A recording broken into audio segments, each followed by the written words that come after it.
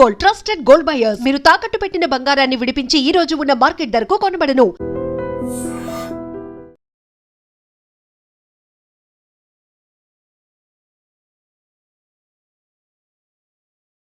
Hi నమస్తే, welcome to IT media. నేను మీ రొద్దం శ్రీనివాస్. ఇవాల్టి మన గెస్టు తెలంగాణ రాజకీయాల్లో ఎవరికి పరిచయం చేయనవసరం లేని వ్యక్తి కన్నెబోయిన రాజయ్య యాదవ్ గారు. కన్నెబోయిన రాజయ్య యాదవ్ గారు అనే కంటే కూడా కేసీఆర్కు ఒకప్పటి అత్యంత ఆప్త మిత్రుడు, అనుచరుడు. తెలంగాణ ఉద్యమంలో మొదటి తరం ఆయనతో పాటు చేసిన చాలామందిలో రాజయ్య గారు కూడా చాలా ప్రముఖులు.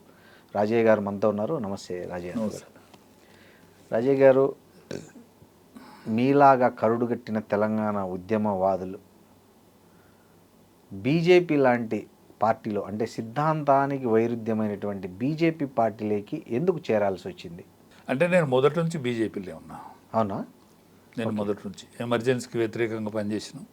దాని తర్వాత జనతా పార్టీ, 80లో బీజేపీ పార్టీ, 80లో నేను 80 తర్వాత నేను ఉమ్మడి వరంగల్ జిల్లాకు ఆల్ ఇండియా అధ్యక్షుడు అద్వాని గారు ఉన్నప్పుడు నేను ఉమ్మడి వరంగల్ జిల్లాకు అధ్యక్షుడు ఉంటుంది.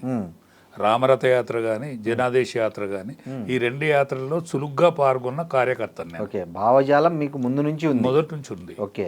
అయితే తెలంగాణ ఇస్తామని ఇవ్వకపోవడం వలన ఒక ఓటు రెండు రాష్ట్రాలు అనేటువంటి కాకినాడ తీర్మానం పోతే మిగతా 3 రాష్ట్రాలు ఇచ్చినాడు, 4వ రాష్ట్రంగా ఇవ్వనందుకు దానికోసం తెలంగాణ తెలంగాణ భావజాలం, తెలంగాణ యొక్క గోస, తెలంగాణ 1000 సంవత్సరాల బానిసత్వం, 78 ఏళ్ళ స్వాతంత్రంలో పడ్డ కష్టాలు, వీటి కోసం తెలంగాణ అంశం కోసం ఒక 20 ఏళ్ళు కేసీఆర్తో కలిసి పనిచేసాం. 20 ఏళ్ళు చాలా పెద్ద ప్రయాణం. పెద్ద ప్రయాణం, జీవితంలో చాలా పెద్ద టైం. కరెక్ట్, విలువైన టైం కూడా. విలువైన టైం. పిల్లలకు సంపాదించుకునేటువంటి వేళ ఏమీ సంపాదించుకోకుండా కేసీఆర్తో ప్రయాణం చేసినాం. కేసీఆర్తో ప్రయాణంలో వచ్చింది ఏంది, పోగొట్టుకున్నది ఏంటంటే వచ్చింది ఉన్నది. ఏమొచ్చిందా? చిన్నప్పుడే మా తండ్రిని పోగొట్టుకున్నా, నేను తల్లిని పోగొట్టుకున్నా, చెల్లెని పోగొట్టుకున్నా, తమ్ముని పోగొట్టుకున్నా. కానీ కేసీఆర్తో ఇవన్నీ ఫుల్ఫిల్ అయినాయండి ఆ 20 ఏళ్లలో. ఆ 20 ఏళ్లలో ఈ పోగొట్టుకున్న లాస్ అంతా ఫుల్ఫిల్ అయింది, ఎక్సెప్ట్ రాజకీయం తప్ప. సాంత్వన దొరికింది అక్కడ మానసికంగా. ఆయన చాలా అఫెక్షన్ ఉన్న వ్యక్తి, చాలా ప్రేమతో పలకరించే వ్యక్తి, రాజన్న అని నోరార పిలిచిన వ్యక్తి. ఆయన బుక్క తిన్నప్పుడు నేను బుక్క తిన్నా. ఆయనతో పాటు జర్నీ జరిగింది 20 ఏళ్ళు.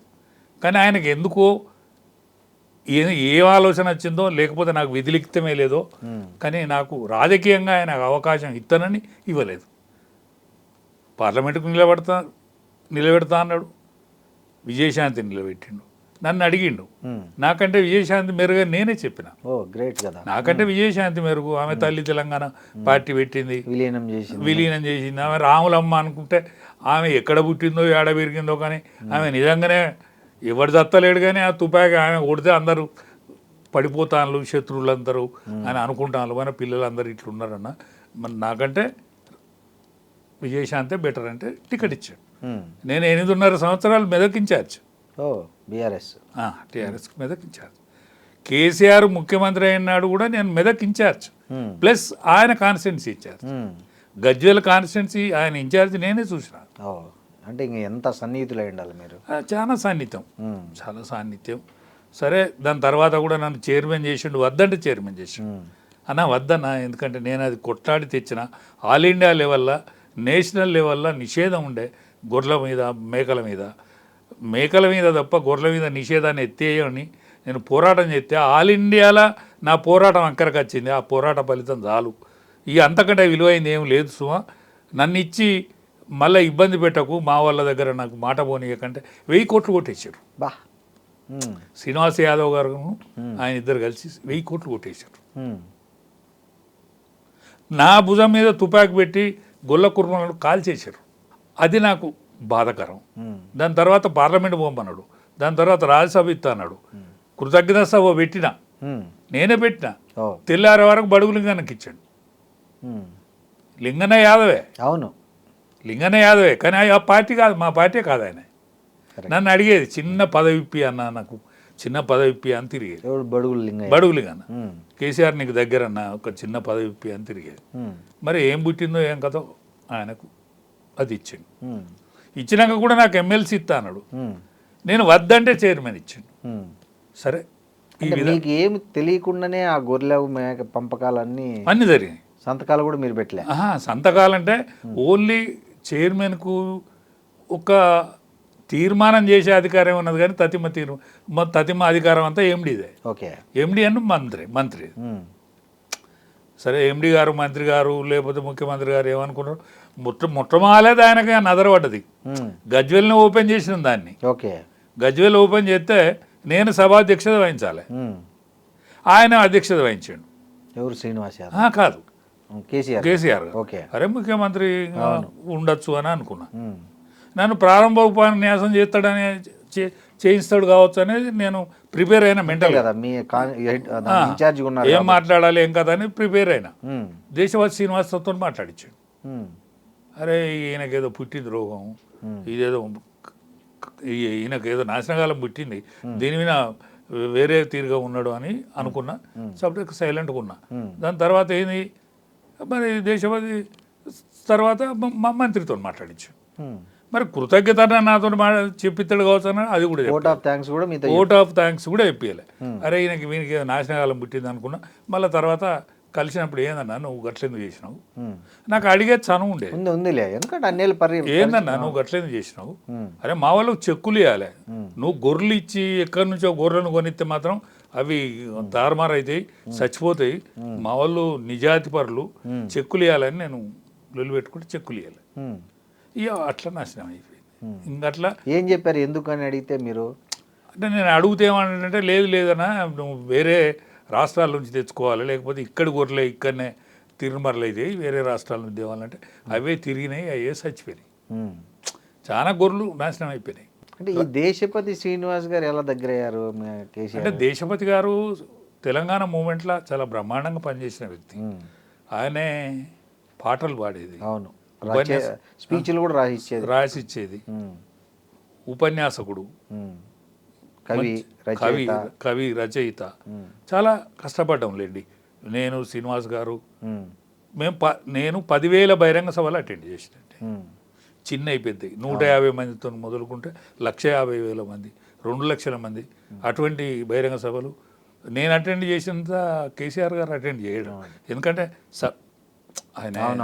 ఆయన మీరు ముందంతా గ్రౌండ్ ప్రిపేర్ చేస్తే ఆయన లాస్ట్లో వచ్చి మేము భద్రాచలం 7 మండలాల విషయం అయితేంది, అనేక విషయాలలో తిరిగినామండి. చనువిచ్చిండు, మాకు అవకాశం ఇచ్చిండు, లీడర్షిప్. నేను ఇవాళ 10 మందిలా తిరుగుతానా, 10 మంది నన్ను దగ్గర తీస్తాను, ఏదన్నా ఒక పెళ్ళికి పోయినా పేరంటానికి పోయినా నాతోనే సెల్ఫీలు దిగుతారు. ఇవన్నీ దానికి కారణం ఏంటంటే కేసీఆర్ గారు పుణ్యమే, చలువే. మీరు అడిగారు, ఆయన అట్లా చెప్పారు, తర్వాత మీరు సంతృప్తి చెందలేదా? నేను సంతృప్తి చెందలేదు. నేను ప్రతిదానికి పంచాయతీ పెట్టుకునేది ఆయనతోటి, ప్రతిదానికి కూడా. ఓకే. ఇప్పుడు ఈ రాజ్యసభ మెంబర్లను పంపాడు, ఎవడు మన పార్టీ కాదు, ఎవడు టీఆర్ఎస్ కాదు, ఎవడు ఉద్యమాలు పనిచేసిండు వాళ్ళు. నేను రాజ్యసభ మెంబర్లను పంపినప్పుడల్లా పంచాయతీ పెట్టుకునేది కేసీఆర్ తోటి. ఎవరు అచ్చా మనకు కనీసం తెలంగాణ ఇస్తానప్పుడు సపోర్ట్ చేసిందని చెప్పు, తెలంగాణ ఇస్తానని సపోర్ట్ చేసిందని చెప్తే నేను ఒప్పుకుంటా. నన్ను పంపకు, అవును, కానీ వాళ్ళని ఎందుకు పంపుతాను? ఉద్యమకారులు అనేక మంది ఉన్నారు కదా. అవును. ఇప్పుడు ప్రకాష్ రావు, మా ప్రకాష్ గారు ఉండేది, అవును, వి ప్రకాష్. అవును, వి ప్రకాష్ని ఎందుకు పంపవు? మసనాచారిని ఎందుకు పంపవు? అనేక మంది ఉన్నారు, కరెక్ట్, ఉద్యమకారులు అనేక మంది ఉన్నారు. కోదండరాముని ఎందుకు పంపవు అంటే వినకపోయేది. ఎందుకు పంపించినట్లు వీళ్ళని కాదని వాళ్ళని? ఎందుకో అచ్చా పచ్చి విరోధులు, కొట్టినోళ్ళను తిట్టినోళ్ళను దగ్గర తీసి. అంటే ఎవరెవరు ఉన్నారు ఆ లిస్టులో? ఇప్పుడు మాకు శ్రీనివాస్ యాదవ్ ఉండే, తలసాని మమ్మల్ని మెదకులో కొట్టిండు. ఎప్పుడు? ఉద్యమ కాలంలో. మిమ్మల్ని అంటే మిమ్మల్ని కేసీఆర్ గారిని? కేసీఆర్ని గారిని నోటికి వచ్చినట్టు తిట్టినోడు శ్రీహరి. దయాకర్రావు నోటికి వచ్చినట్టు తిట్టినోడు. వీళ్ళందరి దగ్గర తీసి ఇదే రాజన్న ఏది మాజీ మంత్రి మా గన్పూర్ ఎమ్మెల్యే ఆయన కాంగ్రెస్ పార్టీకి రాజీనామా చేసి వచ్చిందండి మంచి పీక్ పీరియడ్లో. Correct correct. ఆయన గెలిపించుకున్నాం స్టేషన్ ఆయన గెలిపించుకున్నాం. ఆయనను ఉప ముఖ్యమంత్రి చేసిండు, పీకేసిండు, మళ్ళీ శ్రీహరిని తీసుకొచ్చిండు. అంటే ఇటువంటి అవకతవకలన్నిటికీ మూల కారణం ఆయన. ఎందుకంటారు ఇవన్నీ? అంటే ఆయన చాలా బాగా రాజకీయాల్లో ఇంబ్యాలెన్స్ అయింది ఆయన. ఎప్పుడు సంతానం ముఠమాలు ఏమన్నాడు, నేను తొలి ముఖ్యమంత్రిని బడుగు మన దళితునే చేస్తా. నేను అనకన్నా అట్లా ఏ కాలం ఇట్లా వచ్చేది తెలియదు అనకు. నిన్ను అనుమానం అంటలేరు కదా జనం అడగలేదు. అడగంది ఎందుకంటావు? నువ్వు ఇటువంటి మాటలు మాట్లాడకు. మాట్లాడితే నిలబెట్టుకునేది మాట్లాడు. నువ్వు ఇటువంటి తప్పుడు పోతుంది అన్న, ఇది మంచిగా కాదు సుమా. లేదు నేను కాపలా కుక్కనే మీతో వాదించేవాడు. దళితుడు సీఎం దళితుడే, తొలి ముఖ్యమంత్రి దళితుడే. నేను కాపలా కుక్కను. నా కుటుంబం ఎవ్వరు రారు, ఎంటర్ గారుగాక కారు. హరీష్ విషయంలో మేము అందరం కూడా సపోర్ట్ చేసేది. ఎందుకంటే హరీష్ మాకంటే పావులెత్తు ఎక్కువ పని చేసాడు. అవును. కానీ ఎవ్వరు కేటీఆర్, ఎవ్వరు కవితమ్మ ఉద్యమ కాలంలో మమ్మల్ని తిట్టిండ్లు. మమ్మల్ని ఇట్లా బతకనే బుద్ధి అయితే లేదా మీకు? మా నాన్నని ఎందుకు పట్టుకపోతాను, మా డాడీని ఉద్యమాలకు ఎందుకు వచ్చినట్టు అని తిట్టిన వాళ్ళను మళ్ళీ పట్టుకొచ్చాడు. అప్పటి నుంచే నాచిన కాలం సురువైంది. సో మళ్ళీ మీరు రాజీనామా చేసి పార్టీ వదిలేటప్పుడు మిమ్మల్ని ఏం మళ్ళీ మాట్లాడలేదా? ఎందుకు నాతో వినోద్ గారు మాట్లాడిండు, మా ఎంపీ వినోద్ గారు. రాజయ్య గారు మీరు బాగా కష్టపడ్డారు, పార్టీకి ఏనలేని సర్వీస్ చేశారు, మీరు పోకూడదు అది అంటే, లేదు సార్ నాకు మనసు విసిగెత్తింది. ఎందుకంటే మళ్ళీ అందరినీ ఉద్యమ కాలంలో ఇజ్జత్ తీసిన వాళ్ళు, కొట్టిన వాళ్ళను, తిట్టిన వాళ్ళను వీళ్ళందరినీ తీసుకొచ్చి ఈడల రాజేందర్ 100 ఎకరాలు అమ్ముకున్నాడు, 100 ఎకరాల భూమి అమ్ముకున్నాడు ఉద్యమం కోసం. అటువంటి వాడిని నిలగొట్టే ఈడల రాజేందర్కు 3 రోజులు నేను ఆపోజిట్ ప్రచారం చేస్తే మా యాదవులు వచ్చి అన్న మీరు పెద్ద ఉండద్దు ఇక్కడ పనిచేయద్దు అని అంటే నేను వెళ్ళొచ్చాను. వెళ్ళొచ్చి రాజేంద్ర ఫోన్ చేసి అన్న నువ్వు గెలుతావే, ఎందుకంటే నేను వెళ్ళిపోతానా, మా వాళ్ళు అందరూ వెళ్ళకూడదు అంటే జనంలో రివోల్ట్ వచ్చింది, మీ వైపు ఉన్నారు అని వచ్చినాం. ఆ రాజేంద్రన్న కోరిక మేరకే నేను మళ్ళా ఏ పార్టీకి పోవద్దు అనుకున్నా. రాజేంద్ర అన్నయ్య నాకు పెద్ద దిక్కువలుగా ఉంటామన్నా, పార్టీలకు రావాలని అంటే బీజేపీలో పోయినా. నాకేందంటే చివరి తనక మొదట పనిచేసినాం, చివరికి ఆ కండువా కప్పుకొని చచ్చిపోవాలనే కాంక్ష కాదు. ఇప్పుడు మీరు బీజేపీలో చేరారు, మిమ్మల్ని ఎందుకు సస్పెండ్ చేయాల్సి వచ్చింది పార్టీకి? ఒకటేనండి, నాది కూడా కొంచెం ఓవర్ టాక్ చేసిన నేను అనేక విషయాలు మాట్లాడినా. అంటే ఇదివరకు బీజేపీ నాయకులను ఎవ్వరు కూడా మాట్లాడని విషయాలు వాటి జోలికి పోయినా నేను. అవి నిజాలే, అవి నిజాలే, మీరు మాట్లాడింది నిజాలే. మీరు పబ్లిక్ లో మాట్లాడడం కరెక్ట్ కాదు, నిజాలే. ఎందుకంటే వెంకయ్య నాయుడు పురుషార్థుడు చేయబట్టి మాత్రమే నేను ఇప్పటికంటాను.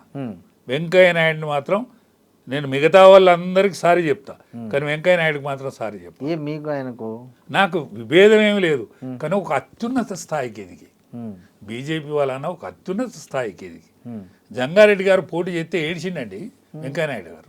ఆల్ ఇండియా ఇప్పుడు ఆయన ఆల్ ఇండియా అధ్యక్షుడు అయింది కదా, ఇక్కడ మన స్టేట్ అధ్యక్షుడికి మన జంగారెడ్డి గారు పోటీ చేస్తే ఏడ్చిండు. చేస్తే నేను విడ్రా చేసుకుంటాను. జంగారెడ్డిని ఏం కాకుండా చూసిండండి చివరి తనక. అందుకనే నేను విడ్రా ఇప్పటి వరకు నేను వెంకయ్య నాయుడు మీద మాత్రం ఆయన విడ్రా చేసుకుంటలేను. ఆయన చేయబట్టే తెలంగాణ రాలేదు, ఆయన చేయబట్టే 1200 మంది ప్రాణాలు పోయినాయి, ఆయన చేయబట్టే కేసీఆర్ కుటుంబం ఈ ఉద్యమం వచ్చింది. మిగతా ఈ పార్టీ అధ్యక్షుల్ని ఎందుకు విమర్శించారు మీరు? నేను అధ్యక్షుడిని విమర్శించింది పొరపాటని నేను అదే అంటే ఏ సందర్భంలో ఎందుకు విమర్శించాల్సి వచ్చింది? మీరు వెంకయ్య నాయుడు మాట ఎందుకు వింటాను అని నేను అన్నా. ఇప్పుడు సుష్మా స్వరాజ్ నేను శిరోముండనం చేసుకుని నేను పార్లమెంట్ ముందట నువ్వు బిల్లు పెట్టకపోతే నేను నిరాహార దీక్ష పడుతున్నాను అంటేనే భయపడి ఆమె సోనియా గాంధీ ఆనాడు 3 అమ్మలు, మీరా కుమారి, సోనియా గాంధీ, చిన్నమ్మను కూడా గుర్తు పెట్టుకోనింది చిన్నమ్మను కూడా గుర్తు పెట్టుకోమనంటే ఆ చిన్నమ్మ విగ్రహం ఎందుకు పెడతలేరని నేను పంచాయతీ ఇవాళ కూడా నా బాధ అదే. ఓకే, ఇప్పుడు సుష్మా స్వరాజ్ విగ్రహం పెట్టాలి. సుష్మా స్వరాజ్ విగ్రహం ట్యాంక్ బండి మీద ఎందుకు ఉండదు? కాసు బ్రహ్మానంద రెడ్డి విగ్రహం ఎందుకు ఉండాలి? కాసు బ్రహ్మానంద రెడ్డి పార్క్ అని ఇంకా ఎందుకు ఉండాలి అనేది నా ప్రథమ ఆరోపణ. ఇప్పుడు మనం ఏం ముఖం పెట్టుకొని పోదాం? సుష్మా స్వరాజ్ని ముందుకు పెట్టుకొని పోదాము అనే ఆలోచన నాది ఇప్పటికీ. నేను ఇప్పటికీ అధ్యక్షునితో మాట్లాడినా, మీరు చెప్పింది కరెక్టేనండి, మనం సుష్మా స్వరాజ్ విగ్రహం కోసం పెడదాము, ప్రతి జిల్లాలో పెడదాము అనే ఆలోచనకు ఇవాళ పార్టీ వచ్చింది.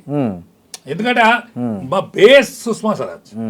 అంటే మీకు సస్పెండ్ చేసిన తర్వాత కూడా మీరు చాలా స్ట్రాంగ్గా స్టేట్మెంట్ ఇచ్చారు, కాషాయ కండువా కప్పుకొనే చచ్చిపోతా అని. నా సస్పెన్షన్కు ఏ అవసరమైతే ఢిల్లీలో తేల్చుకుంటా అని ఛాలెంజ్ వదిలేరు. నాకు తెలిసి బీజేపీలో మీలాగా ఎవరు ఇట్లా ఓపెన్ ఛాలెంజ్ చేసిన లేరు, అది కూడా అధ్యక్షులకి. ఎక్కడి నుంచి వచ్చింది? నేనేం కోరుకుంటలేను కదా. అవును, నేనేం కోరుకుంటా, పదవులు ఏం కోరుకోవట్లేదు, నేనేం కోరుకోవడం లేదు. నేను 17 ఏళ్ళ వయసు నాది, ఇవాళ నేను 70 దాటినా. నేనేం కోరుకుంటాను? నేను కండువా కప్పుకొని చచ్చిపోతాను నేను కోరుకుంటూ కరెక్ట్ అయితే కరెక్టే అని అనుకుంటాను నేను. అదేలే, అందుకని నన్ను క్షమించాలని అనుకుంటాను పార్టీ. ఓకే, నా నిస్వార్థంగా ఈ ఆలోచన విధానానికి కట్టుబడి ఉన్నాను కాబట్టి క్షమించిందని అనుకుంటాను నేను పార్టీ. ఓకే, సో ఇప్పుడు సస్పెన్షన్ ఎత్తేసినట్టే? ఎత్తివేసిందండి. ఓకే, మీకు అఫిషియల్ కూడా లెటర్ ఇచ్చారు, వచ్చింది. ఓకే, ఇది గ్రూపుల మధ్యలో మీరు బలయ్యారా లేదా మిమ్మల్ని వాడుకొని? లేదండి, గ్రూపులు ప్రతి పార్టీల గ్రూపులు సహజం అండి. ప్రతి పార్టీలో కూడా గ్రూపులు సహజం. అవును, కానీ ఉమ్మడిగా సెంట్రల్ ఏదైతే నిర్ణయం తీసుకుంటుందో ఆ నిర్ణయానికి పార్టీ కట్టుబడి ఉంటుంది. సెంట్రల్లో ఏ నిర్ణయం అయితే జరుగుతుందో ఆ నిర్ణయానికి కట్టుబడి ఉంటుంది పార్టీ ఎప్పుడైనా. అవును, సో ఇంకా మీ భవిష్యత్ అంతా బీజేపీతోనే? నా భవిష్యత్ అంతా నేను పోయే వరకు అంతేనా? నా కడ వరకు. ఓకే, సో మళ్ళీ నేనేం కోరుకుంటలేనండి, తెలంగాణకు ఒక బీసీ ముఖ్యమంత్రి కావాలి. బడుగు బలహీన వర్గాలు అనేక సంవత్సరాల 1000 సంవత్సరాల బానిసత్వం, 78 ఏళ్ళ స్వాతంత్రంలో బడుగు బలహీన వర్గ హద్దుల తెలంగాణ ఏర్పడ్డది కానీ హక్కుల తెలంగాణ ఏర్పడలేదు. హక్కుల తెలంగాణ కూడా రావాలనేది నా ఆలోచన. కానీ పార్టీ అధ్యక్షులంతా వేరే వాళ్ళు ఉంటారు. అంటే రాజ్నాథ్ సింగ్ అధ్యక్షుడు ఉన్నప్పుడు మాత్రమే, రాజ్నాథ్ సింగ్ గారు అధ్యక్షుడు ఉన్నప్పుడు మాత్రమే నరేంద్ర మోడీ గారి ప్రపోజల్ రాజ్నాథ్ సింగ్ నోటితో జరిగింది. అవును, ఇవాళ మా రామచంద్రరావు గారి నోటితోటి జరుగుతుందని నేను అనుకుంటాను. ఓకే, మా రామచంద్రరావు గారు విజ్ఞుడు, అనేక మందితో అటాచ్మెంట్ ఉన్నాడు, కేంద్రంలో అనేక పరిచయాలు ఉన్నాడు, ఏబీవీలో బాగా కష్టపడ్డాడు, దెబ్బలు పడ్డాడు, దెబ్బలు కొట్టినోడు. ఉస్మానియాలో రక్తం ఏరులై పారినప్పుడు కూడా రామచంద్రరావు గారు నిలబడ్డాడు. అందుకని రామచంద్రరావు గారి జమాన్లో ఒక బీసీ ముఖ్యమంత్రి ఈ రాష్ట్రానికి అవుతాడని నా ఆకాంక్ష. అలా బీసీలు అంటే చాలా కాంపిటీషన్ ఉందేమో బీజేపీలో, చాలా మంది ఉండని అండి. ఎవరైనా ఒక బీసీ అవుతాడు కదా. అంతేనా? ఎవరైనా ఒక బీసీ అవుతాడు. మీరు అనుకుంటున్న బీసీ గారేమో కాకపోనియండి, అంతేనా? బీసీ అయితే సరిపోతుంది అంతే. ఎందుకంటే తెలంగాణ కానీ ఉమ్మడి ఆంధ్రప్రదేశ్ కానీ ఎన్నడూ కూడా ఒక దామోదరం సంజీవయ్య 2 సంవత్సరాల 3 నెలలు ఒక్క దామోదరం సంజీవయ్య తప్ప ఇప్పటి వరకు 2 రావులే పరిపాలించిందండి. అవును, ఇప్పుడు మెజార్టీ ఇక్కడ ఉన్నంత మెజార్టీ ఎక్కర్లేదండి. వేల మీద లెక్క పెట్టేటువంటి కులం, వేల మీద లెక్క పెట్టే ఓట్లు గా వాళ్ళే పరిపాలించింది తప్ప ఇప్పటి వరకు బీసీ పరిపాలన. ఎందుకంటారు యూపీలో వచ్చినంత చైతన్యం ఏపీలో, అంటే ఉమ్మడి ఏపీలో ఎందుకు రాలేకపోయింది అప్పట్లో? మీలాంటి చాలా మంది బీసీ ఒక్కటేనండి, బీసీ నినాదం ఇవాళ మారుమవుతుంది గ్రామాలలో కానీ సిటీలో కానీ ఎక్కడ కానీ మారుమవుతుంది. ఈసారి బీసీ నినాదాన్ని కానీ బీజేపీని కానీ నిలువరించే పరిస్థితి ఏ పార్టీకి లేదు. ఎందుకంటే 2 పార్టీలను చూశాను. కేసీఆర్ మధ్య రేవంత్ రెడ్డి మధ్య లడాయి జరగలే. కేసీఆర్ మధ్య రేవంత్ రెడ్డి మధ్య లడాయి కనుక జరిగితే కేసీఆర్ గెలిచినోడు. అన్నేమో కానీ కేసీఆర్ అద్దనుకుంటే రేవంత్ రెడ్డి వచ్చింది. రేవంత్ రెడ్డి అంటే కాంగ్రెస్ వచ్చింది. అంటే మీ ఉద్దేశంలో ఎందుకు ఓడిపోయినట్లు బీఆర్ఎస్ లాస్ట్ ఎన్నికల్లో? కాంగ్రెస్ ఎట్లా గెలిచింది అనుకుంటారు?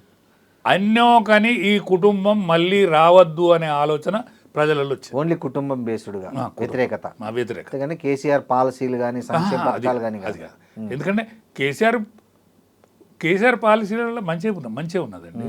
నీళ్ళు వచ్చినాయి, కరెంట్ వచ్చింది, కొంత నియామకాలు కూడా జరిగినాయి. నీళ్ళు ఎన్ని నీళ్ళు అండి విపరీతమైన నీళ్ళు. అవినీతి ఆరోపణలు కూడా అట్లే ఉన్నాయి ఉన్నాయి దానిపైన విచారణ జరగాల్సిందే. కానీ నీళ్ళు ఇంత విపరీతంగా అయినా రాలేదండి. నీకు హైదరాబాద్కి ఎన్ని నీళ్ళు అండి? అవును, హైదరాబాద్ మంజీరా పోను, ఇవాళ మల్లన్న సాగర్తో నీళ్లు తాగుతాను. అవును. ఇప్పుడు యావత్ భారతావనిలో నీకు హైదరాబాద్ ఉన్న వాల్యూ ఎవరికి ఉన్నదండి? లేదు. ఇంత నీటి వసతి ఎవరికి ఉన్నది? ఇప్పుడు నెక్స్ట్ టార్గెట్ హైదరాబాద్ మహానగరం ఆల్ ఇండియాలో డెవలప్ అయ్యే నగరంలో నెంబర్ 1 ఉంటుందండి. ఎందుకు ఉంటుందంటే ఢిల్లీలో జాగా అయిపోయింది, అవును, ఢిల్లీలో జాగా అయిపోయింది, అవును, తమిళనాడులో జాగా అయిపోయింది, బాంబేలో అయిపోయింది. అవును, ఆర్థిక రాజధానే కావచ్చు కానీ బాంబేలో జాగలేదు. నాగపూర్లో భూమి ఉన్నది కానీ ప్రాచుర్యం లేదు. కరెక్ట్, ప్రాచుర్యం లేదు. బెంగళూరు ఐటీ హబ్గా అవును, ఉన్నది కానీ గదే కావేరి నది పంచుకోవాలని వీళ్ళు ఇద్దరు. అవును. మనం ఇక్కడ నుంచి కలకత్తా నగరానికి ఇదివరకు ఉన్నట్లు ప్రాచుర్యం లేదు, ఇప్పుడు వస్తుంది కావచ్చు వైభవం, మళ్ళీ వస్తే ఇప్పుడు రావాలి. కాబట్టి హైదరాబాద్కు ఒక ఐటీ హబ్గా కానీ ఒక విపరీతమైన లక్షలాది ఎకరాల భూమి ఉన్నది, రింగ్ రోడ్లు వస్తున్నాయి. కాబట్టి హైదరాబాద్కు భవిష్యత్తు ఉన్నది. ఇటువంటి హైదరాబాద్ను బీజేపీ వదులుకోదు. దక్షిణాదిలో ఏకైకగా మిగిలింది ఈ తమిళనాడు. ఇప్పుడు కర్ణాటక అయితే ఇదివరకు పరిపాలించింది, హిమాచల్ ప్రదేశ్ వస్తుంది. తప్పకుండా ఈ తెలంగాణ వచ్చేటువంటి అవకాశం ఉన్నది. కాబట్టి ఇది తప్పకుండా. ఇప్పుడు కాంగ్రెస్లో ఒక ప్రచారం చేస్తున్నారు, అంటే నెక్స్ట్ ఎన్నికల్లో బీఆర్ఎస్ బీజేపీ కలిసి పోటీ చేస్తాయి, పొత్తుంటుంది అని. ఒక్కటే నాకున్న ఐడియా కూడా బీఆర్ఎస్కు నాయకత్వం ఉన్నదండి. బీఆర్ఎస్కు మాకు ఏ మాట ఆ మాట మాట్లాడుకోవాలి, నాయకత్వం ఉన్నది. అవును, కానీ ఓటర్ లేడు. పోతే వీళ్ళు ఏంది ఇప్పుడు వాళ్ళు ఎక్కడ సభలు పెట్టినా యువకులు, యువతరం లేదు. ఓకే, మిడిలిస్టే ఉన్నారు, మిడిల్లే ఉన్నారు వాళ్ళకు. ఎందుకంటే ఆనాడు యువకులుగా ఉద్యమంతో పనిచేసిన వాళ్ళు నా ఏజ్ గ్రూప్ అయిందండి. నాకంటే చిన్నోళ్ళు ఉన్నారు, 70 దాటిండ్రు, లేకపోతే 40 దాటిండ్రు. ఓని పెళ్ళని చచ్చిపోయింది, ఓనికి పక్షవాతం వచ్చింది, ఒకనికి బిడ్డ పెళ్ళి కాలేదు, ఇంకోని బిడ్డ పెళ్ళి అయితే ఇడిచిపెట్టిండు. నానా రకాల బాధలలో ఉన్నారండి. కానీ సెకండ్ లీడర్ వాళ్ళకు ఉన్నాడు. ఆ సెకండ్ లీడర్ ఎప్పుడైనా లీడరు ఒడ్డుకుపోతాడు, దరిగట్టుకున్నదాన్ని పట్టుకుంటాడు. కాబట్టి లీడరు దరిగట్టుకున్నదాన్ని పట్టుకుంటారు. నాకు తెలిసి అయితే అన్అఫీషియల్గానైనా అఫీషియల్గానైనా హరీష్ ఉండడండి ఈ పార్టీలో. ఏందండి మీరు ఇట్లా చెప్తారు? చెప్తాను, నేను గ్యారంటీ చెప్తాను. హరీష్ బీజేపీకి టచ్లు ఉన్నాడు. ఆయన వైపు నేను సచ్చే వరకు బీఆర్ఎస్ అంటే మా మామ. రాజకీయ నాయకులు అట్లే అంటారు. అంతేనా? మీరు ఒక బీజేపీ నాయకుడిగా ఉండి రాజకీయ నాయకులు అట్లే అంటారు. చివరి దానిక మాట్లాడేది ఒక మాట మాట్లాడతాడు. జార్జ్ ఫెర్నాండెజ్ అవిశ్వాసానికి వ్యతిరేకంగా మాట్లాడాడు. ఇప్పుడు హరీష్ రావు గారికి జార్జ్ ఫెర్నాండెజ్ అవును అవును ఆనాడు అవిశ్వాసానికి వ్యతిరేకంగా మాట్లాడి తెల్లారి అవిశ్వాసానికి అనుకూలంగా ఓటేసిండు. ఇప్పుడు నాయకుడు హరీష్ కావాలి వాళ్ళకు. కేటీఆర్ ఇవ్వాలండి. ఇది రాజ్యమా? ఇదేమన్నా రాజకుటుంబమా? ప్రజాస్వామ్యమా? రాజకుటుంబమా? అసలు టీఆర్ఎస్ నీదా? టీఆర్ఎస్ ఉద్యమకారులది.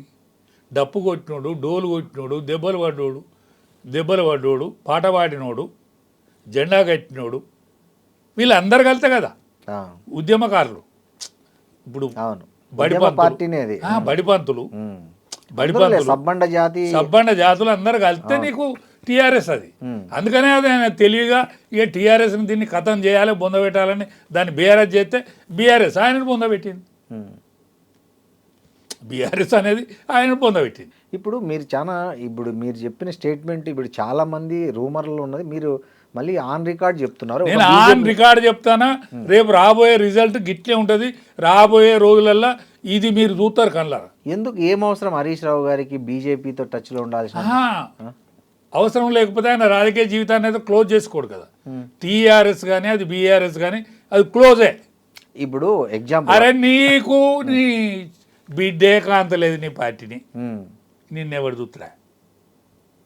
నీ బిడ్డే ఇటలేదు నీకు, ఇంకెవరు చూస్తారు? కరెక్టే. కానీ ఇప్పుడు నేను ఒకటి అండి, ఇప్పుడు ఆయన సీఎం అవుతాడా బీజేపీ లేకొస్తే హరీష్ రావు గారు? కారు. మరి ఎందుకు వస్తాడు? ఆయన లీడర్షిప్ను కాపాడుకోవాలి, ఆయన లీడర్గా ఎమర్జెన్సీ కాపాడు. ఆయన ఇక్కడ ప్రముఖ లీడరు, ఆయన ప్రముఖ లీడరే కానీ ఓడిపోయే లీడర్ అవుతాడు. ఓడిపోతాడా? సిద్దిపేటలో ఓడిపోతాడు. ఏందండి ఓటమి ఎరుగని సిద్ధమిల నాయకుల్లో హరీష్ రావు గారు సిద్దిపేటలో ఓడిపోతాడు. కేసీఆర్ ఓడిపోతాడు అనుకున్నారా అండి? అది కామారెడ్డిలో ఓడిపోయిందిలే కానీ సిద్దిపేట ఇప్పుడు ఎప్పుడైనా కేసీఆర్ ఓటమిని ఎరుగుతాడు, ఓటమి వస్తుంది అని హరీష్ రావు గారి మీద గెలిచే మగాడు ఏ పార్టీలో ఉన్నాడు అంటారు మీరు సిద్దిపేటలో? బీజేపీలోనే ఉంటాడు. ఎవరండి బీజేపీ? మళ్ళీ బీజేపీలోనే ఉంటాడు. ఒక పోరాడు వెళ్తాడండి, ఒక పొలగాడు వెళ్తాడు. అంటే కామరాజ్ నాడర్ను 20 ఆనాడు ఓటు వచ్చిన పిల్లగాడు గెలిపించండి, ఎంపీ అయ్యిండు కామరాజ్ నాడర్. అవునులే, ఆయన పెద్ద కాంగ్రెస్ లో స్టాల్వార్డ్. స్టాల్వార్డ్. అవును స్టాల్వార్డ్. అవును. ఎందుకంటే రోజు అట్లే ఉంటుందండి. కాదండి ఇప్పుడు ఇక్కడ ఇది చూడండి, ఇప్పుడు తగిన నిర్ణయాలు తగిన సమయంలో తీసుకోనోడు ఎవడైనా కరెక్ట్. ఇప్పుడు అంటే బీజేపీ వ్యక్తి, ఒక సాధారణ బీజేపీ వ్యక్తి చేతిలో ఓడిపోయిన హరీష్ రావు మళ్ళీ బీజేపీలో చేరుతాడంటారా? నేనేమంటానంటే ఒకవేళ ఆయన చేరతాడా చేరడా ఆయన ఇష్టం. చేరకుండా ఆయన రాజకీయ జీవితం క్లోజ్. చేరితే ఒక ఏలుగు ఉంటుంది, లేకపోతే క్లోజ్. నెక్స్ట్ భారత రాజకీయాలలో రాబోయే శకం తెలంగాణలో బీజేపీ శకం అండి. ఇవాళ అన్ని ఎన్నికల ప్రచారం జరిగిన తర్వాత ప్రధానమంత్రి గారు వచ్చిండ్రు, రాజ్నాథ్ సింగ్ గారు వచ్చిపోయినారు. ఇవాళ ఆల్ ఇండియా అధ్యక్షుడు ఇవాళ హైదరాబాద్లో 2 రోజులు మకాం ఎత్తాడు, వరంగల్లో 1 రోజు ఉంటాడు.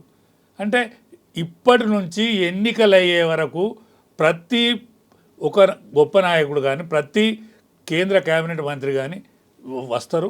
కేంద్ర కేబినెట్ షెఫ్లింగ్లో కూడా సరి అయిన స్థానం తెలంగాణ వాటా పెరుగుతుంది.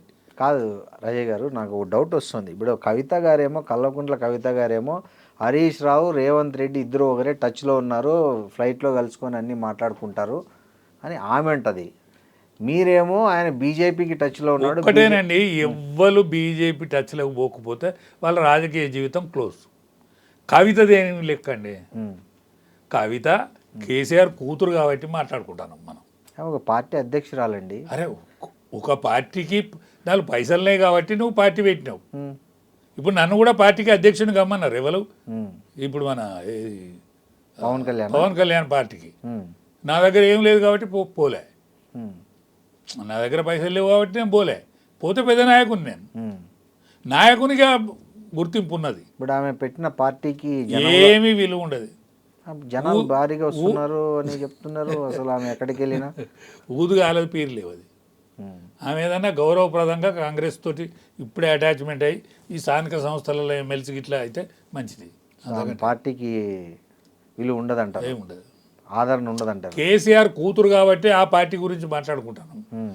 మీలాంటి వాళ్ళు ఫోకస్ ఇస్తాను, ఇంకెవరైనా ఫోకస్ ఇస్తాడు, పత్రిక వాళ్ళైనా ఎవరైనా. కేసీఆర్ బిడ్డ కాబట్టి. ఇప్పుడు ఆమె ఎందుకు బయటకు వచ్చిందంటారు? ఇప్పుడు ఆమె అన్ని రోజులు అట్లుండి నాకు తెలిసి ఏంటంటే కేసీఆర్ ఆస్తి మనవని పేరు మీద కోడల పేరు మీద రాసిచ్చిందండి. అంటే కేటీఆర్ గారి భార్య కొడుకు పేరు మీద, ఇద్దరి పేరు మీద రాసిచ్చినాకనే అందులో ముఖ్యమైన వాళ్ళు నాకు ఎప్పటికీ సమాచారం చెప్తారు. ఎందుకంటే అనేక సంవత్సరాలు కలిసి ఉన్నాం కదా. సో వాళ్ళ పేరు మీద రాసిచ్చినందుకు ఈమె కోపం వచ్చిందంటారా? ఆ లెటర్ అదే, వాళ్ళ అమ్మకి ఇచ్చిన లెటర్ అదే. ఏమని? నాదేదో తేల్చుండనా అమెరికా పోయింది, తేల్చలేదు కాబట్టి అమెరికా నుంచి రాగానే దయ్యాలు ఉన్నాయి ఆ పార్టీలు అని చెప్పింది. ఆస్తి గొడవ తప్ప అస్తిత్వం గొడవ కాదు. ఆమెకి ఏం తక్కువైందండి? ఆమె కేసీఆర్ గారు బతుకున్నట్లు ఆస్తులు పంపకాలు చేసేసారనే మీరు అయిపోయింది. ఎందుకు, ఏమంత అత్యవసరం వచ్చింది? ఇక గట్లే ఉంటుంది. ఇదంతా పాపో సొమ్ము, ఎవరి నిమ్మలంగా ఉండనిది. కేసీఆర్ నిమ్మలంగా ఉండనిది, ఆ మిగతా సొమ్ము తిన్నోన్ని ఎవరిని నిమ్మలంగా ఉండనిది. కవిత కూడా నిమ్మలంగా ఉంటుంది. ఎవ్వరు చరిత్రలో యావత్ భారతావనిలో ఇటువంటి అవినీతి సొమ్ము ఎవరైనా నిద్రపట్టనిచ్చిందా? అటల్ బిహారీ వాజ్పేయి గారు ఎంత చరిత్రాత్మకమైండు. ఇప్పుడున్న ప్రధానమంత్రులలో చూడండి, మీరు చూడండి, ఆల్ ఇండియాలో జరిగిన పరిణామాలన్నీ చూడండి. ప్రజల సొమ్ము ఉచితార్థంగా తిన్నోడు ఎవడు నిమ్మలంగా చావాలి. సో అయితే బీఆర్ఎస్ బీజేపీ పొత్తు అనేది ఉండదంటారు? ఉండదు.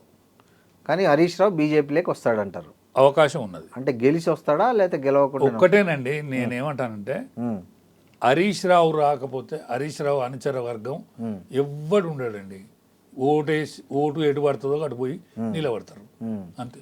కానీ రేవంత్ రెడ్డి గారు 2031 వరకు నేనే ముఖ్యమంత్రి అంటున్నారు. 2041 వరకు కూడా ఉంటాడు ఆయన. ఎట్లా? ఆయన అనుకుంటాడు కాబట్టి ఉంటాడు, ఆయనే అనుకుంటాడు.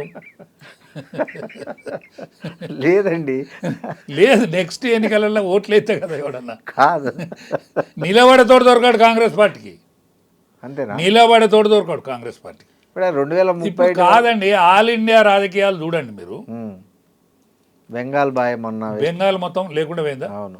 పోయినాక 20 మంది పోయిందా? అవును అవును. ఇప్పుడు శివసేన పార్టీ పోయిందా? పోయింది. మహారాష్ట్ర పరిస్థితి అదే. మహారాష్ట్రలో నీకు శరద్ పవార్ పార్టీ పోయిందా? పోయింది. ఏమున్నా ఉత్తరప్రదేశ్ పార్టీ కదా ఊగిసలాడేది. అవును. అంతా కూడా రేపు మాపం ఖతం అవుతుంది. ఇప్పుడు ఖచ్చితంగా మహిళా బిల్లు పాస్ అవుతుంది, జమిలీ ఎన్నికలు కూడా పాస్ అవుతాయి. సో రేవంత్ రెడ్డి గారు కూడా బీజేపీలోకి వస్తారని ఒక ప్రచారం నడుస్తుంది బయట. సరే, ఆ ప్రచారం అయితే ఉంది. ప్రచారం ఎంత మటుకు నిజం అవుతుంది అనేది వేరే ముచ్చట. ఎవడైనా ఆస్తిత్వం కోసం పోరాడతాడండి. వాని ఆస్తిత్వం ఇప్పుడు అంతా ఆయన కాంగ్రెస్ అయితే కాదు కదండి. కరెక్టే, కానీ రేవంత్ రెడ్డి కాంగ్రెస్ కాదు కదా. రేవంత్ రెడ్డి కాంగ్రెస్ కాదు, కానీ కాంగ్రెస్ అధికారంలో తేవడంలో ఆయన కృషి చాలా ఉంది. ఆయన కృషి లేదు. కేసీఆర్ వద్దనుకుంటే వచ్చింది పార్టీ. ఓహో, కేసీఆర్ నాకు ఇక చాలు. కేసీఆర్ అన్యోకాని కేసీఆర్ అంటే తోడు వద్దురో అని తెలంగాణ ప్రజలు అనుకుంటే, ఓకే వద్దురో అనుకుంటే కాంగ్రెస్ వచ్చింది. కాంగ్రెస్ను ఆయన కేంద్రంలో ఏం వీక్నెస్ ఉన్నదో అది చదువుకున్నాడు. ఇప్పుడు తెలంగాణ ప్రజలు కాంగ్రెస్ మన బీఆర్ఎస్ వద్దురు అనుకున్నప్పుడు బీజేపీని ఎందుకు ఆనాడు బీజేపీకి ఓటు ఎత్తే మురిగిపోద్దనే భయపడ్డారు. దెబ్బన మురిగిపోతుందో అని భయపడ్డారు. మళ్ళీ వాడెత్తే ఎట్లా ఉండకూడదు, కేసీఆర్ అని తోడెత్తే ఎట్లా ఓకే అని ఆ భయంకు. ఓహో, అప్పుడు అంటే బీజేపీ వాడు కాంగ్రెస్ వాడు పరారండి. 4-5 రోజుల ఇప్పుడే పరారండి క్యాండిడేట్. ఎవరు దొరకలే, దొరకకుండా ఓట్లు వేసారు. అవునవును, కరెక్టే. డబ్బులు పంచలేదు, వాడు దొరకనేలే. అవును, కొంత పరారు కేసులు ఉంటాయి. ఓకే, ఈసారి అయితే మరి మీ టికెట్ అడిగే వాళ్ళు ఉంటారంటారా కాంగ్రెస్లో? అడిగినా కూడా ఓడిపోవుడే. అడిగినా కూడా ఎందుకు అంత అంటే కాదండి, వ్యతిరేకత ఎందుకు వచ్చిందంట? ఆల్ ఇండియాలో వచ్చింది వ్యతిరేకత, నీకు ఇక్కడ వచ్చింది కాదు. ఆల్ ఇండియా సన్న బియ్యం ఇస్తున్నాడు, ఆయన సన్న బియ్యం అనేది కేంద్రం ఇస్తుందండి. ఇక్కడ పంపిణీ విధానం రాష్ట్రం చేతులు ఉంటుంది కాబట్టి పంపిణీ వీడియో ఇస్తాడు. కానీ ఈ ప్రజలు ఎడ్డోళ్ళు కాదండి. ఇప్పుడు ఈ పాలన, ఇప్పుడు రేవంత్ రెడ్డి పాలనకు కేసీఆర్ పాలనకు ఏమని చెప్తారు తేడా? మీరు ఒకవేళ చెప్తే. కేసీఆర్ పాలన బెస్ట్. అవునా? రేవంత్ రెడ్డి పాలన మొత్తం సర్వనాశనం అయినది. ఏం చేసిండు సర్వనాశనము? ఇప్పుడు ల్యాండ్ ఆర్డర్ లేదు ఇక్కడ. ఇప్పుడు అన్ని మంత్రిత్వ 3 మంత్రిత్వ శాఖలు ఆయనకి దక్కింది. 3 మంత్రిత్వ శాఖలు ఫెయిల్ అయ్యాయి. ఇప్పుడు 8వ తరగతి చదివినను కూడా ఎక్కాలత్తలేవు. ఆ పరిస్థితి ఉన్నది. సో దానికి రేవంత్ రెడ్డి బాధ్యత అంటారు, అంతే కదా. విద్యాశాఖ మంత్రి నువ్వు బాధ్యత వహించద్దా? నీకు హోమ్ మినిస్టర్ ల్యాండ్ ఆర్డర్ బాగానే ఉంది కదా, అంటే పోలీసు వాళ్ళ చేతులు ఉన్నది బతుకు. పోలీసు వాళ్ళు కొట్టి పైసలు తీసుకుంటాను. ఎవరిని? జనాన్ని. నేను ఒక స్టేట్మెంట్ ఇస్తే 10 లక్షల రూపాయలు ఆగినాయి.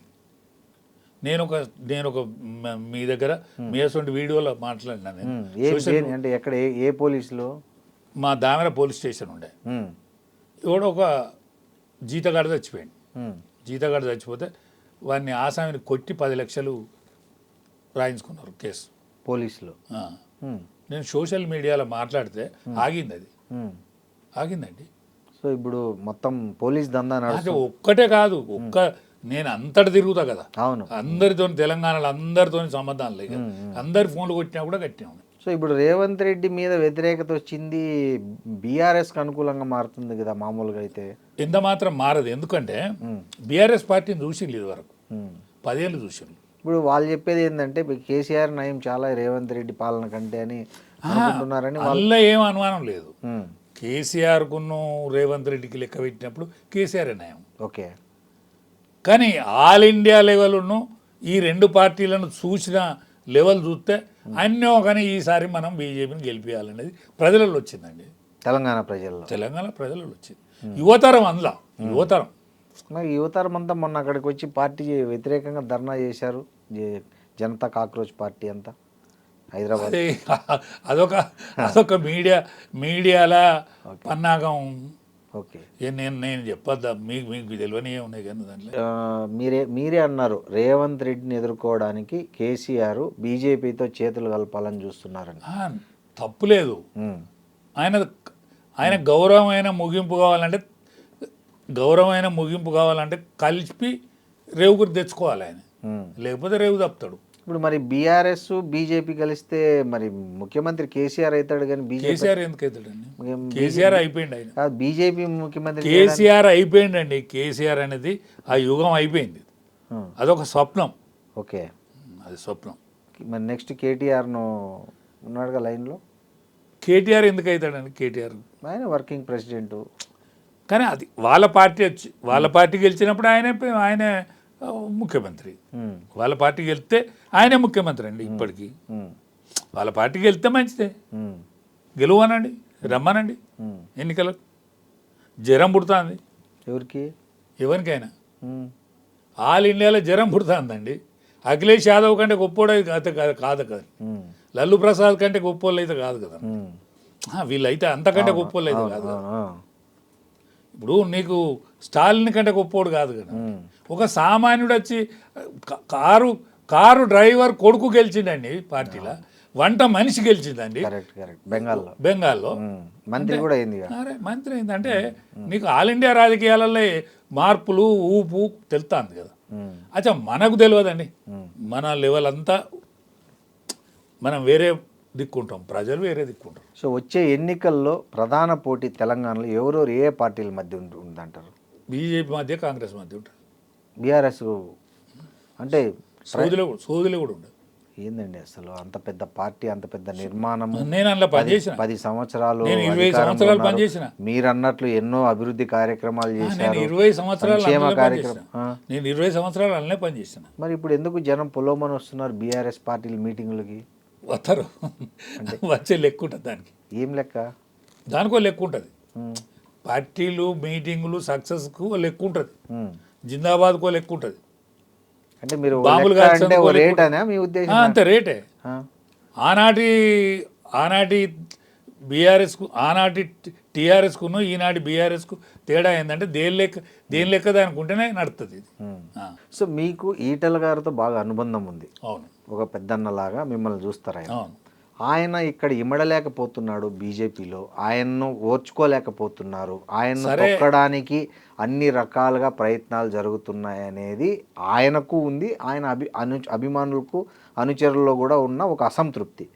ఇది ఎంతవరకు నిజమంటారు? సరే, ఆయనకు ఒత్తిడి ఉన్నమాట నిజం, కానీ ఆల్ ఇండియాలో ఆయనకు రెస్పెక్టు విలువ ఉన్నమాట నిజం. ఆల్ ఇండియా పార్టీలో అమిత్ షా గారి దగ్గర కానీ మోడీ గారి దగ్గర కానీ ఆయనకు రెస్పెక్ట్ ఉన్నమాట నిజం, ఆయనకు విలువ ఉన్నమాట నిజం, ఆయనకు నమ్మకం ఉన్నమాట నిజం. ఆయన ఏ పరిస్థితులలో పార్టీకి ఎన్నడూ కూడా దూరం కాడు. ఈ పార్టీలనే ఆయన రాబోయే రోజులలో ఒక మంచి లీడర్గా వనకెక్కుతాడు. ఇప్పుడు మొన్న పోస్టర్లు బీజేపీలోనే బీసీల మధ్యనే పొసగట్లేదు. ఒక్కటేనండి, యాచక శత్రువు. బుచ్చగానికి ఎవరు శత్రువు అంటే బుచ్చగాడే. వీణ్ణి దోలే చేస్తారు, చేయించేటోళ్ళు కూడా వాళ్ళే ఉంటారు. కానీ ఏం కాదు, రాబోయే రోజులు మంచి రోజులు ఉంటాయి ఈటల గారికి. ఇప్పుడు మొన్న బండి సంజయ్ కొడుకు ఇష్యూ జరిగింది, అట్లాంటి బీజేపీకి మైనస్ కావా రేపు ఎన్నికల్లో? ఒకటేనండి, అది ప్రతిపక్షాలు దాన్ని అస్త్రంగా ఎవ్వరు తప్పు చేస్తే వాళ్ళకు అవుతుంది తప్ప పార్టీకి ఎట్లా అవుతుంది? ఎవ్వరు పొరపాటు చేస్తే వాళ్ళకి అవుతుంది. వీళ్ళలో బండి సంజయ్కి కూడా కాకపోవచ్చు, బండి సంజయ్ కొడుకు అవుతుంది నష్టం. సరే, ఆ సంజయ్ కన్నా కొడుకు కాబట్టి ఆయన కూడా కొంత నష్టం జరుగుతుంది వ్యక్తిగతంగా. ఓకే, ఆ వ్యక్తిగతంగా జరిగే నష్టాన్ని ఆయన పూడ్చుకునే స్థితికి పోవాలి. ఇప్పుడు మీరు ఇందాక ఓ మాట అన్నారు, తెలంగాణలో బీసీల్లో బాగా చైతన్యం ఉంది, నగరాల నుంచి పల్లెల వరకు బీసీలంతా ఒక స్పృహతో ఉన్నారు అన్నారు. అవును, మరి బీసీల పేరుతో కూడా తెలంగాణలో పార్టీలు వచ్చాయి, మరి వాటికి ఆదరణ ఉండదంటారా? ఒక్కటేనండి, జాతీయ రాజకీయాలల్లో ఆదరణ, జాతీయ రాజకీయాలల్లో ఒకటోసారి, రెండోసారి, మూడోసారి ఒక బీసీ ప్రధానమంత్రి అయ్యిండు భారతదేశంలో ఇన్నేళ్ళ స్వాతంత్రంలో. ఎప్పుడన్నా అయిందా అండి? లేదు. ఎన్నడన్నా ఎవ్వలన్నా ఒక్కసారన్నా లేదు. కాబట్టి బీసీలకు ఆదరణ అనేది ఆల్ ఇండియా లెవెల్లో ఉన్నది. కాబట్టి వీళ్ళందరూ కూడా చేసిన పోరాటం వృధానే ఏం పోదు. వీళ్ళు చేసిన పోరాటం కూడా రేపు కాబోయే ముఖ్యమంత్రికి ఆసరాగా నిలుతుంది. వీళ్ళ అస్తిత్వం కూడా దక్కించుకునే తీరుగా వీళ్ళు కూడా వ్యవహరిస్తే మంచిది అనేది నా ఆలోచన. ఇప్పుడు పోయినసారి కూడా బీజేపీ బీసీ ముఖ్యమంత్రి నినాదంతో ఎన్నికల్లోకి దిగింది, కానీ ఎక్కడ దాని ఇంపాక్ట్ ఒక్కటేనండి. పోయినసారి ఒక్కటే పొరపాటు జరిగింది ఎక్కడంటే దగ్గరికి వచ్చినాక మాట్లాడే వరకు దబ్బున మురిగిపోద్దో ఏమో, మళ్ళీ కేసీఆర్ మళ్ళీ ముఖ్యమంత్రి అయిద్దాం, ఆ కుటుంబం రావద్దనే ఆలోచనతో ప్రజలు పసిగట్టి ఓటేయాలి అంతే, మురిగిపోద్దనే భయంతో. సో ఈసారి ఆ క్లారిటీ ఉంటుందండి, ఉంది ప్రజలకి, క్లారిటీ ఉంది. ఓకే. రాజయ్య గారు బీజేపీలో నెక్స్ట్ ప్రభుత్వంలో బీజేపీ మీరు అన్నట్లు అధికారం లేకొస్తే ఏంటి రాజయ్య గారు? నేను ఏం కానక్కర్లేదండి. నేను ఒక బీసీ ముఖ్యమంత్రిని. బీసీ ముఖ్యమంత్రి నా పేడ మొత్తే నేను సంతోషపడతానండి. నేను చనిపోయినాక ఆయన వచ్చిన భుజం అంతే నేను సంతోషపడతాను. అంతకంటే ఎక్కువ ఏం కోరుకుంటలేను. పదవులు ఏమొద్దు. ఆ కండువా కప్పుకోవాలి. వాళ్ళందరూ నన్ను దాన సంస్కరణలలో వాళ్ళు పాల్గొంటే సరిపోతుంది. అందుకనే ఇంత స్వేచ్ఛతో ఇంత స్వతంత్రంతో మాట్లాడాలి. ఈ మళ్ళీ మీరు బయటకు వచ్చేసిన తర్వాత మీకు కేసీఆర్ మధ్య ఎలాంటి రాజీ ప్రయత్నాలు లేదు, కలిసి మాట్లాడడం కానీ ఏనండి. ఎవరో మధ్యవర్తులు వచ్చి నాతోనే హరీష్ మాట్లాడతాడు, ఒకసారి కేటీఆర్ కూడా మాట్లాడాడు, లీడర్లు అందరూ మాట్లాడతారండి. ఏం మాట్లాడారు మీతో? ఎందుకు అట్లా మాట్లాడుతూ మా నాన్న గురించి అన్నారా కేటీఆర్ గారు? కేటీఆర్ ఏం అనలేదు, మీ ఆరోగ్యం ఎట్లున్నదన్నా అని అన్నాడు. నా ఆరోగ్యం మంచిగానే ఉన్నది కానీ ఆయన బతకనీయలే అని నేను చెప్పిన. ఆయన మాత్రం చంపకుర్రి ఇట్లా చేసి ఆయన బతకనీయలే అని చెప్పిన. హరీష్ అన్న అయితే ఎప్పుడు కలిసినా కూడా అన్న బాగా తిట్టుతానవే, తిట్టకే నీకే తిప్పలవుతుంది, మళ్ళీ అడ్జస్ట్మెంట్ చేసి నువ్వే ఇదని అంటాడు. ఆరోగ్యం జాగ్రత్త ఇదని చెప్తాడు. అడ్జస్ట్మెంట్ చేసి చూడంటే అర్థం కాదు. అదే రాబోయే రోజులు ఎట్లుంటాయో ఎట్లా పోతాయో అని అంతే. మీ మంచి కోరి మీ వెల్విషర్గా, నా వెల్విషర్గా మళ్ళీ నువ్వు నీకే తిప్పలు అవుతుంది ఇదంతా అడ్జస్ట్మెంట్ చేయడం. నువ్వు అందరు వెల్విషరు, నువ్వు ఎక్కువ తిట్టకన్నా ఇదని అంటాడు. ఇప్పుడు బీఆర్ఎస్ పవర్ లేకొస్తే ఎవరికి సీఎం అయ్యే అధికారం ఉంది, అర్హత ఉంది?